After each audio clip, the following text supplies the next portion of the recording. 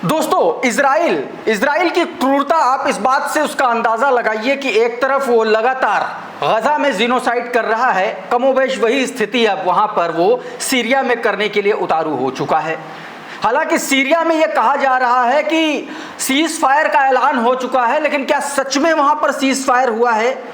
ताज़ा तस्वीरें आपको दिखाऊंगा और सीज फायर की असली हकीकत आपको बताऊंगा, और साथ में बताऊंगा कि गजा में किस तरीके से अब प्रतिकार शुरू हो गया है।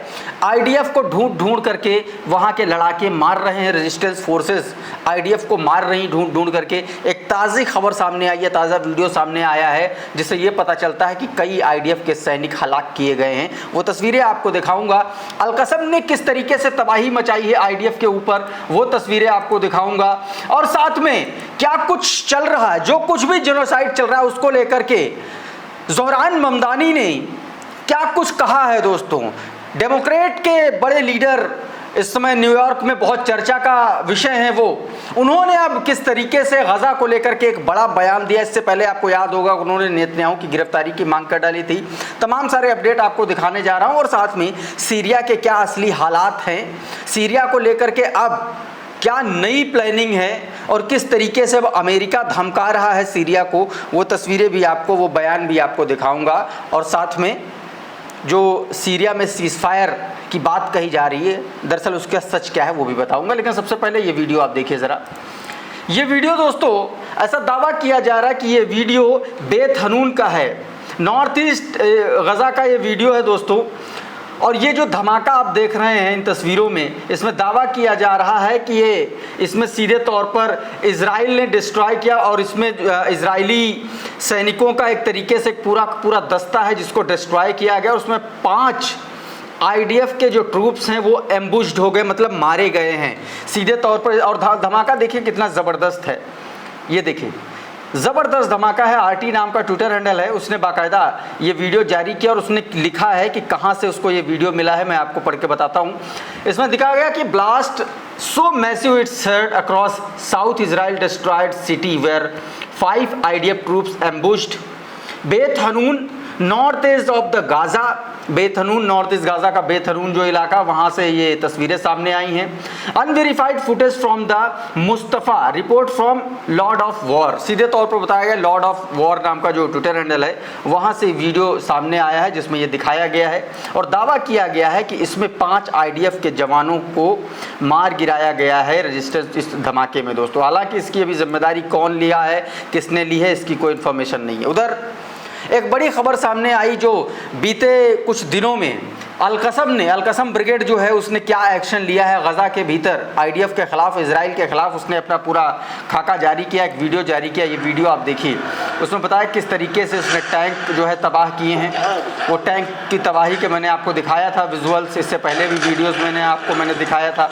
और इसमें सीधे तौर पर इसमें यह बताया गया है कि 23 जून को जबलिया, उत्तरी गाज़ा का जबलिया शहर, जहां पर अल-कसम ने घात लगाकर आईडीएफ पर हमला किया था और उसमें 3 इजरायली सैनिकों को जो है मार गिराया था और कई सैनिक घायल हो गए थे। फिर 12 जुलाई का इसी वीडियो में हमला आप देख सकते हैं जिसमें अल उमारी इलाका है, जबलिया अल-बगद उत्तरी गाज़ा का, यहाँ भी अल-कसम सक्रिय है। यहाँ पर भी उसने मरकवा टैंक और टेंडोम 85 रैकेट से हमला किया था मरकवा टैंक पर और टैंक को उड़ा दिया था। उधर दूसरा वाहन जो था बार्क विस्फोटक उपकरण से उसको निशाना बनाया गया था। और तमाम सारी ये जो दावे किए गए हैं ये बाकायदा वीडियो जारी करके किए हैं, कोई हवाई दावा नहीं है। जो एक्शन किए हैं उसकी तस्वीरें आप देखिए। टैंक उड़ाने की तस्वीर मैंने आपको दिखाई, ये देखिए टैंक उड़ाया। फिर उधर से एक आदमी आया और उसने टैंक को में कुछ डाला और बाद में जो है ये वाला टैंक भी ब्लास्ट हो गया। तो आप देखिए किस तरीके से वहाँ पर बड़ा एक्शन लिया है। सप्रेस नेशन ने बाकायदा इस वीडियो को जारी किया है और उसके बाद में जो अल-कसम ने दावा किया है वो दावे की बातें उसमें लिखी गई हैं। उधर गजा में क्या कुछ कर रहा है, सीधे तौर पर इजराइल और अमेरिका जो भाड़े के सैनिक हैं, यूएस मर्सनरीज के, देखिए किस तरीके से वहाँ पर पेपर स्प्रे किया गया सिविलियंस के ऊपर। देखिए इन तस्वीरों में सीधे तौर पर ये जो वो लोग थे ये गजा में राहत कैंप के बाहर जो है खड़े हुए थे, वेट कर रहे थे राहत सामग्री का। लेकिन तभी वहाँ पर ये मर्सनरीज आते हैं और सीधे तौर पर इन निहत्थों पर पेपर स्प्रे जो है वो डाल दिया। तो देखिए वहाँ पर अचानक से भगदड़ मच गई, लोग अपने मुंह को ढकते हुए वहाँ से निकलने लगे। आप समझिए कि ये अत्याचार की पराकाष्ठा है। जहाँ पर राहत सामग्री मिलने का लोग वेट कर रहे हो, वहाँ पर इस तरीके की क्रूरता को अंजाम दिया गया। इन तस्वीरों में आप देखिए इसका ये वीडियो सुलेमान अहमद ने बाकायदा ट्वीट किया, जिसमें लिखा है कि US mercenaries assault starving civilians and pepper spray then as they wait for aid at the GHF centre in Gaza. सीधे तौर पर बताया गया कि यहाँ पर ये लोग वेट कर रहे थे। उधर दोस्तों बीते दिन एक और बड़ी खबर सामने आई कि 32 जो है फ़लस्तीनियंस को फिर से इजराइलियों ने मारा है, उनको ख़त्म किया है। स्काई न्यूज़ ने यह खबर ब्रेक की, लेकिन इस पर ज़ोहरान ममदानी ने बहुत ज़बरदस्त हमला स्काई न्यूज़ के ऊपर ही बोल दिया। ये खबर पहले देखिए, इसमें लिखा गया है कि 32 people have been killed and 100 injured while awaiting for aid near the Gaza Humanitarian Foundation site according to the Gaza health ministry. सीधे तौर पर गजा हेल्थ मिनिस्ट्री के हवाले से ये बता दिया कि 32 लोग मारे गए और 100 से ज़्यादा लोग इंजर्ड हो गए जब वो वहाँ पर ह्यूमैनिटेरियन फाउंडेशन साइट पर एड के लिए इंतज़ार कर रहे थे। उस वक्त अचानक से हमला हुआ और ये लोग मारे गए, 32 लोग मार दिए गए और 100 लोग घायल हो गए। लेकिन ये नहीं बताया इसने बड़ी चालाकी से कि ये दरअसल हमला किसने किया। अब इसको लेकर के ज़ोहरान ममदानी ने ट्वीट कर दिया, उन्होंने लिखा किल्ड बाय होम। सवाल पूछ लिया कि किसके द्वारा मारे गए हैं। डज एनीबडी नोज, क्या कोई जानता है। BC I think sky news does not know. उन्होंने सीधे तौर पर कहा मुझे लगता है स्काई न्यूज़ तो बिल्कुल नहीं जानता होगा, इसीलिए शायद उन्होंने नहीं लिखा। तो एक गंभीर तंज उधर कसा है। अब इसका ऐसा लग रहा है कि ऊपर वाले की क्रूर दृष्टि इजराइल पर भी पड़ती हुई नज़र आ रही। बीते दिनों मैंने आपको दिखाया था कि कैसे सेंट्रल तेल अवीव में एक बड़ा बम विस्फोट हुआ था, जिसमें 2 पुलिस ऑफिसर्स घायल हो गए थे। लेकिन अब ये तस्वीर देखिए, ये भी तेल अवीव की तस्वीर है। एक रेस्टोरेंट बताया जा रहा है कि सेंट्रल तेल अवीव की तस्वीर है। अचानक से उसमें आग लग गई। बताया जा रहा है कि एक बहुत भारी भरकम वहाँ पर नुकसान हुआ है। आप एम्बुलेंस और तमाम सारी तस्वीरें देख सकते हैं। इसका मतलब ये है कि बहुत सारे लोग इसमें झुलसे भी हो सकते हैं। हालांकि कितने लोग झुलसे हैं, कितना नुकसान हुआ है, इसकी अभी कोई पुष्टि नज़र नहीं आ रही। लेकिन फिर भी ये तस्वीरें आप देखिए, ये सेंट्रल तेल अवीव की तस्वीरें हैं, जहां पर एक रेस्टोरेंट में बताया जा रहा है कि एक बड़ी ज़बरदस्त भीषण आग लगी थी और उसके बाद वहां पर इस तरीके की अफरा तफरी का माहौल देखने को मिला।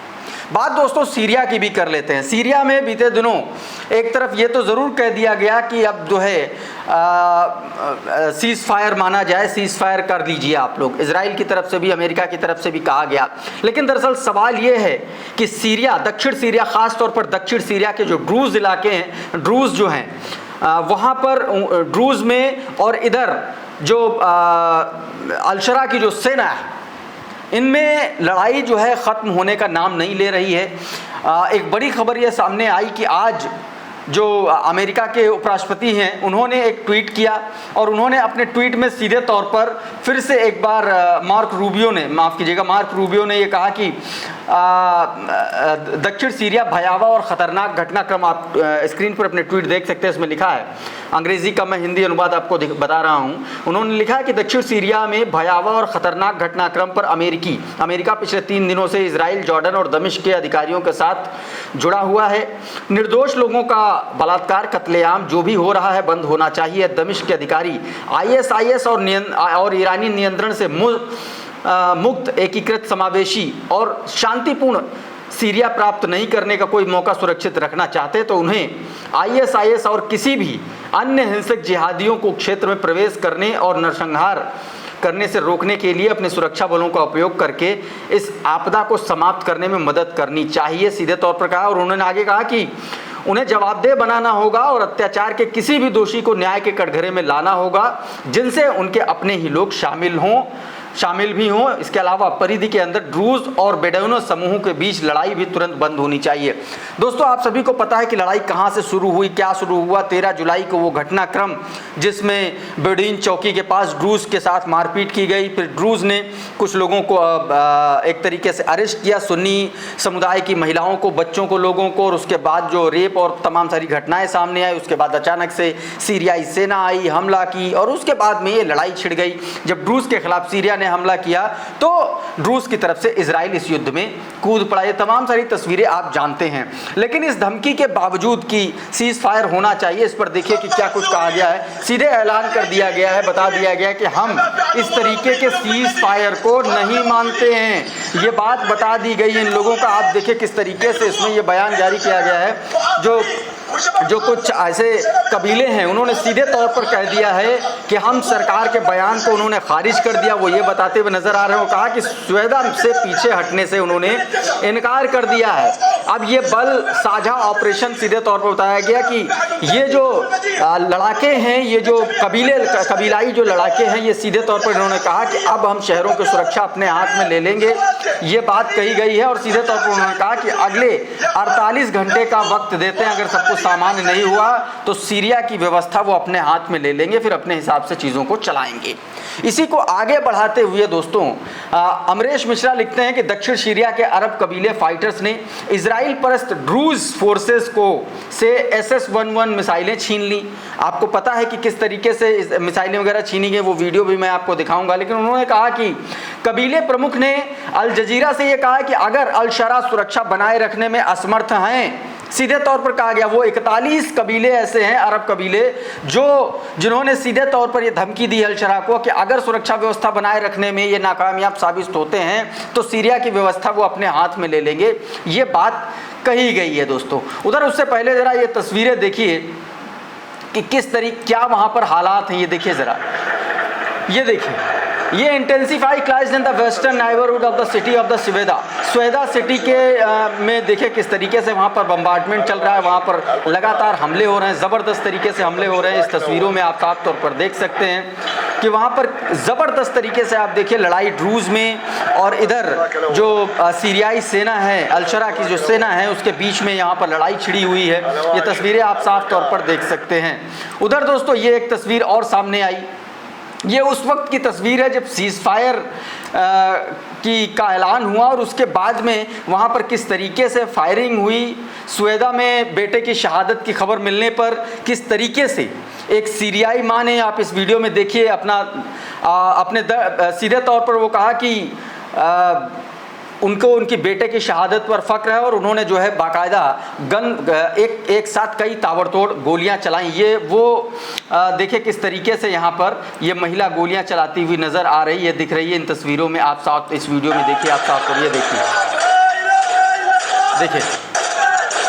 ये देखिए,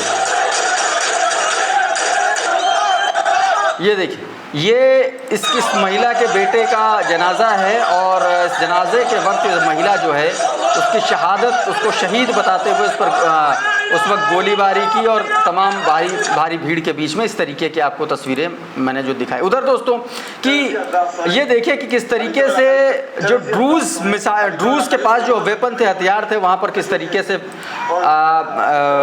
बरामद किए गए हैं। ये वो तस्वीरें हैं, देखिए यहाँ पर कितनी भारी मात्रा में ये वेपन बरामद किए गए हैं। देखिए ज़रा, इसमें एक एक वेपन दिखाया जा रहा है। इसमें बताया जा रहा है कि SS-11 wire grenade, anti tank missile और तमाम सारे वेपन जो हैं ये जब्त किए गए हैं। वेलफेयर एनालिसिस नाम का ट्विटर हैंडल है, उसने वीडियो जारी करते हुए लिखा है कि after expelling the Israel backed Hijri ड्रूज militia, Bedouin forces in Sweda discovered a weapon depot including French SS.11 wire guided anti-tank missile और developed in the 1955 anti-tank missile को जो है यहाँ पर बडोइन जो हैं, जो बडोइन जनजाति के लोग हैं, कबीले के लोग हैं, उन्होंने इसको बरामद किया है। ये डिपो था ड्रूज का, उसको जब वहाँ से भाग निकले ये ड्रूज, तब यहाँ पर इस तरीके से बरामदगी दिखाई गई है।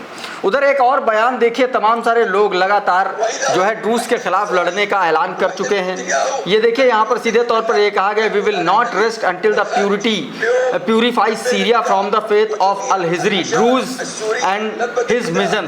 सीधे तौर पर कहा गया कि हम जो है सीरिया को तब तक सीरिया के साथ तब तक खड़े रहेंगे जब तक जो ड्रूज हैं वो उन पर एक तरीके से विजय नहीं हासिल हो जाती। वो कहते हैं कि हम तब तक चैन से नहीं बैठेंगे जब तक सीरिया को अल हिजरी और उनके ड्रूज का जो ड्रूज नेता है उसका नाम है अल हिजरी। ड्रूज नेता अल हिजरी और उसके गुर्गों की गंदगी से साफ नहीं कर देते, इस तरीके से कहा गया। और ये भी कहा गया कि चाहे उसे इजराइल और नेतन्याहू का संरक्षण क्यों ना मिला हो, उनमें कहा गया कि हमें तो जो है ऊपर वाले का, अल्लाह का जो है वो समर्थन मिला। ये बात इस बयान में सीधे तौर पर कही गई है कि ड्रूज को वहाँ से साफ कर देंगे, अल हिजरी को भगा के रहेंगे। तो दोस्तों अभी के इस वीडियो में फिलहाल इतना ही। बहुत बहुत शुक्रिया, बहुत बहुत धन्यवाद। आप जुड़े रहिए द लाइव टीवी के साथ। नमस्कार।